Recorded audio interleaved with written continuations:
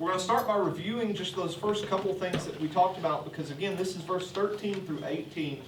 They're in the end of James chapter 3, and we were talking about wisdom from above, and how it's different than wisdom of the earth, but in James's opinion, it's the true wisdom.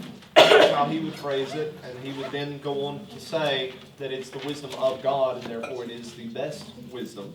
And so he's laying out for us what that is. What are the characteristics of this wisdom? Because it's one thing just to say, hey, you need to pray for wisdom. Hey, you need to inquire of God of wisdom, like he does there in the first chapter.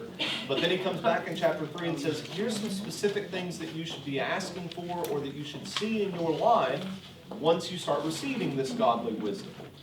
And so we're going to first review a couple of things, and then we'll get into some new territory. The first one, I asked a couple of people to read a few Proverbs that illustrate these.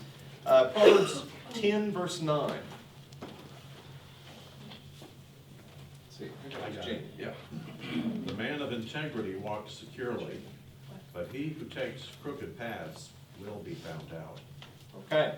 So that proverb isn't speaking necessarily about an actual path, but it's talking about your path in life. And the way James refers to it when he starts talking about all the different aspects of wisdom in verse 17, is he says, this is first of all pure. And so we talked about how that's uncorrupted, how it is uncorrupted and authentic, not unauthentic. But we talked about the fact that no one can lie forever. No one is going to be a great habitual liar. Eventually you're going to mess up, you're going to get caught in something, and that's going to lose out on people's ability to trust you as a Christian. That's going to lose out on your witness to other people about Christ and what he means in your life. Then we said the next thing is Proverbs 14:29. He that is slow to wrath is of great understanding, but he that is hasty of spirit exalteth folly. Okay. So here we're talking about our anger.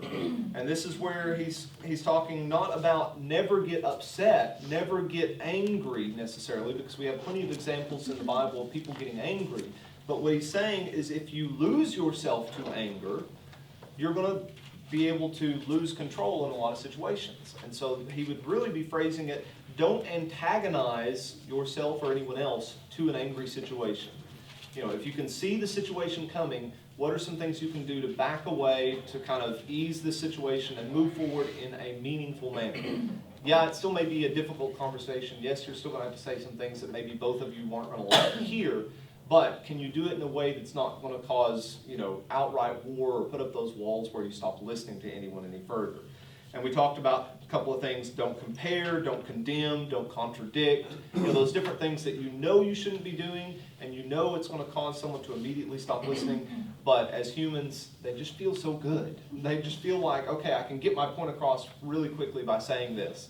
Who cares how you feel afterwards? All right. Then another 3, talking about feelings. Proverbs 15, verse 4. The tongue that brings healing is a tree of life, but a deceitful tongue crushes the spirit.